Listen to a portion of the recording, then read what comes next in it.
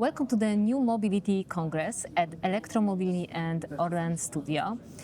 Today I have the pleasure of hosting a really special guest, Filip Amaral. Hello. Hello. Director of Policy and Development, European Cyclist Federation. I am happy to have you today. Thanks for having me. Filip, tell me please, cycling is on the rise in Europe. What are the best practices and leaders?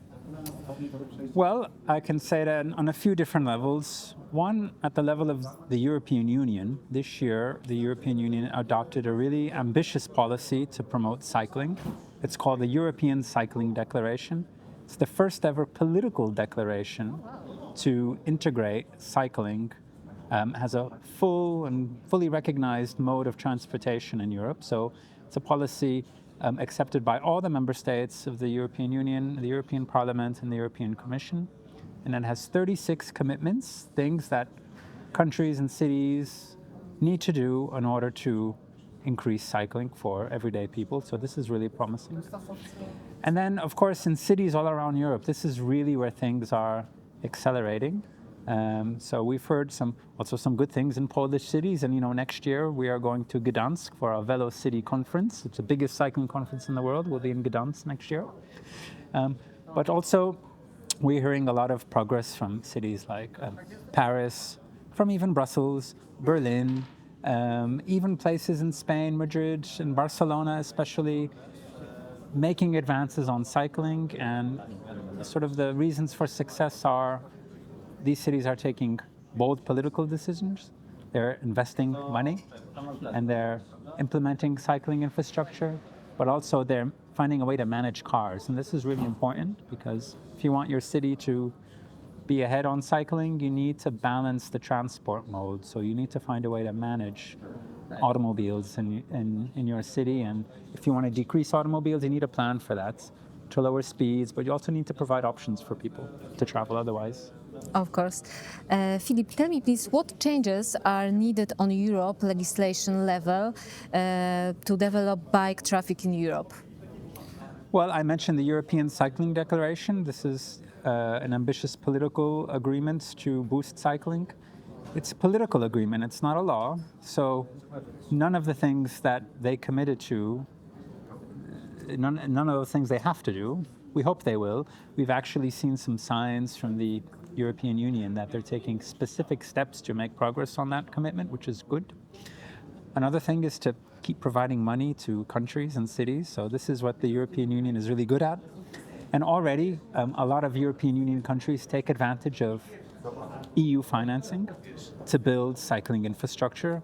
And especially in countries in the East, Poland in particular, builds a lot of its cycling infrastructure using European Union money.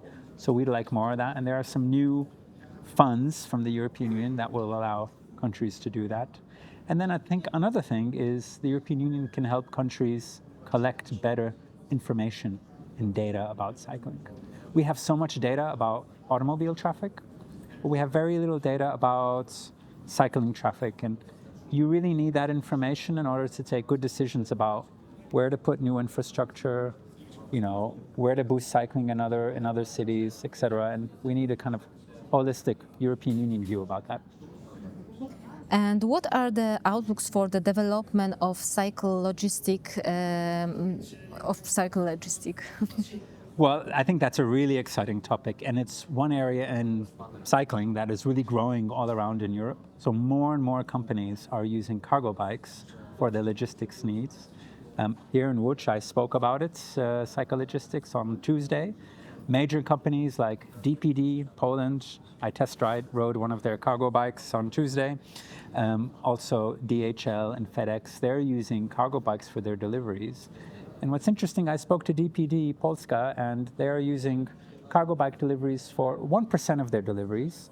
So they deliver, I think, about 2 million parcels a day. Mm-hmm. And 1% of that is about 20,000 parcels a day. That's a very good start. And other big companies are doing the same. So I think, how to increase that, how to support that. I think government here plays a role in providing small and medium enterprises with financial support to buy that first cargo bike and to help them expand, because in the end, It's a huge money saver to use cargo bikes where you can instead of delivery vans. And then, of course, they don't pollute, they don't make noise, they're just better for the environment in so many ways. So I think this is They're really quick promising. and it's really easy for parking in Poland or in the city You center. can deliver right to the door. You don't need to find parking. And yeah, there are just so many nice things. And also delivery riders, I think, are happier Yeah. delivering on an e-bike when it's possible. And it's not always possible. I think it's important to note that, you know, for cyclogistics to be really successful within the city, there needs to be a logistics network. So you can't let riders travel long distances to get the package and then to deliver. It needs to be logistics hubs within the city where they can quickly get the packages and deliver. And packages are necessarily small. You know, these are for Amazon deliveries, things you buy online at the store. They're not necessarily the big things. So, you know, we're going to need vans still. But what I argued at this conference earlier this week was that, well, if logistics companies can mix, if they can put, you know, at least 60% deliveries, cargo bikes, and 40% electric vans, that already will attain about maybe 95 million euros in savings for them. And that will just grow year on year. So it makes good business sense too. Okay. Philip, and the last one question is the most important for me because it's a huge problem, I think. Many cyclists in Poland face problems with safe parking for the bike. Should there be more done on Europe level? Yeah, and I'm happy to say there is something being done at European Union level. We'll have to wait a few years, but it's going to come. So just this year, the EU adopted a new law that they call the Energy Performance of Buildings Directive. So it's how buildings can be more energy efficient.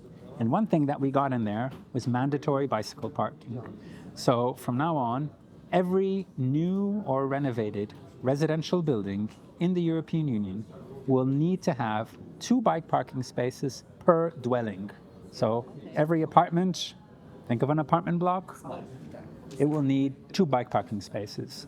And it remove the minimum requirements for car parking. So what we hope that this is going to cause is that real estate developers, when they renovate a building or make a new building, they will then be installing less car parking and more bike parking. And so this is important, especially as more and more people buy electric bikes. Exactly. This is rising all in the EU.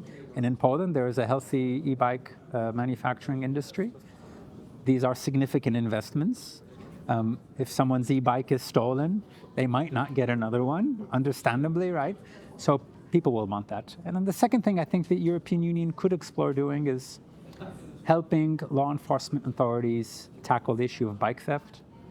Right now, there's only one country in the European Union that does a really good job on tracking bike theft, and this is in France. They have a system where every new bike that's sold automatically has a registration number that's linked to the national police system.